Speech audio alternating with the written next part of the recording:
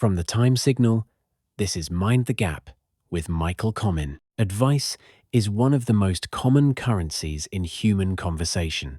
5 simple words can appear almost anywhere.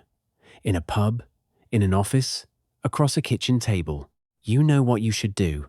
They are usually offered with kindness, with good intentions, sometimes even with genuine affection. But what if those words are doing something else as well?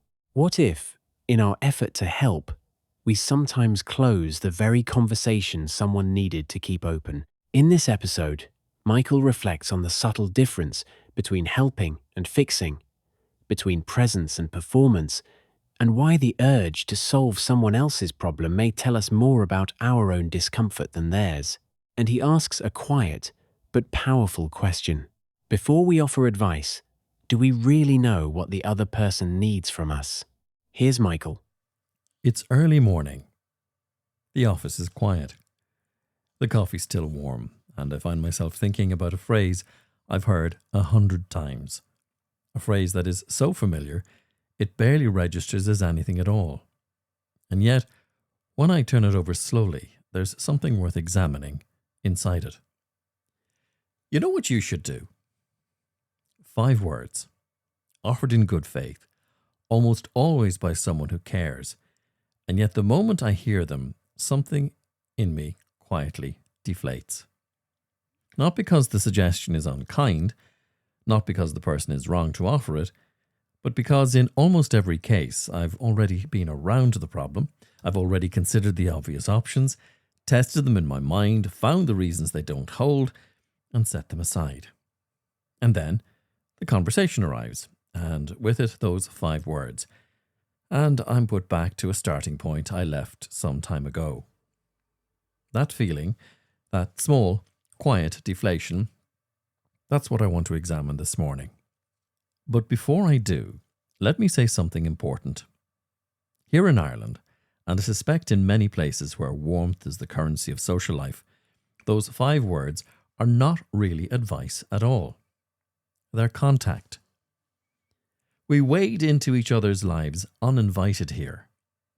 You know, we use profanities and swear at people we like, genuinely like, as a sign of closeness. We offer opinions that are not requested, and we do this not because we lack manners, but because keeping a polite distance is the cold thing. Being held at arm's length is the rejection. You know what you should do? What this often means, underneath the words, is, I'm with you. I'm paying attention. I want to be useful to you. That impulse is generous, and I don't want to talk it out of existence. But intention and impact are not always the same thing, and there's something worth understanding about the gap between them. When someone offers unsolicited advice, they are, at least in part, resolving their own discomfort. Watching someone we care about struggle creates a kind of low-grade anxiety in us. We want to help. We want to fix. And the fix, when it arrives in the form of a suggestion, relieves something in the giver as much as, sometimes more than, it helps the receiver. The advice closes the conversation at exactly the moment the other person needed to stay open. There's also something subtler at work. When I tell you what you should do, I have positioned myself, without meaning to, as the one who's already solved the problem. You're still inside. I have the solution. You are still in the difficulty. That's a status move disguised as care. Unconscious, almost always, but real. And there's an assumption buried in those 5 words that is worth making visible. You know what you should do implies the problem remains unresolved because the right answer hasn't occurred to you yet. The gap is in your thinking. It locates the difficulty in you, not in the complexity of the situation, which is rarely where the difficulty actually lives. Now, in my work as a coach, it's a phrase I have trained myself out of entirely. Not because it's rude, it isn't.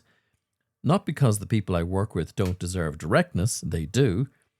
But because the moment I tell someone what they should do, I've left the relationship and entered the role. I've stopped being present with them and started performing usefulness. And performance, however well-intentioned, is not the same as presence. The discipline of coaching is largely the discipline of not doing what comes naturally, of sitting in the discomfort with someone rather than reaching past it, of asking the question rather than providing the answer, of trusting that the person across from me has been thinking about their situation probably longer and harder than I have, and that what they need is not my solution, but the space to find their own.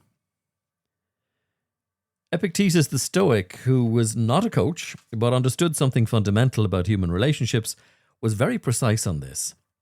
He drew a sharp line between what is ours to carry and what belongs to others. Genuine care, he suggested, sometimes means staying in the difficulty alongside someone rather than trying to resolve it for them. Which is harder than it sounds. The impulse to help, to fix, to make things better, that impulse comes from a good place. The question is whether we're actually helping or whether we are managing our own discomfort at watching someone we care about remain in theirs. So here's what I find myself thinking on a quiet morning at this desk, with the coffee now getting a little chillier. Most of the time, when someone brings us a difficulty, they are not primarily asking for a solution. They're asking to be heard. They may be asking for company in the problem.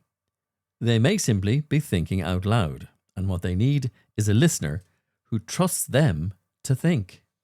The question worth asking before the advice arrives, before the 5 words, is a simpler one. What does this person actually need from me right now? Not, what do I know? Not, what would I do in their position? Not the obvious answer that they may have somehow missed, but what in this moment is this particular person actually asking for? Sometimes the answer will be advice. Sometimes it'll be silence. And sometimes it'll be nothing more than someone willing to stay in the room while the difficulty remains unsolved. The last one is harder to offer than a suggestion. It requires more of us, but it's often the thing that's actually needed. You know what you should do? Perhaps. Maybe the first question is, do I know what they need me to be? Mind the gap. You've been listening to Mind the Gap with Michael Comyn. Today's reflection, You Know What You Should Do, explored the quiet tension between advice and presence, and the often unnoticed shift that happens when we move from listening to fixing. The series continues to grow across Ireland and around the world, with listeners joining from workplaces, kitchens, cars, and early morning desks, just like the one Michael described today. If this episode resonated with you, you can explore more reflections from the series wherever you get your podcasts. Michael's books, including Mind the Gap and The Next Station Is, are also available on Amazon. Until the next episode, take care of your conversations and mind the gap.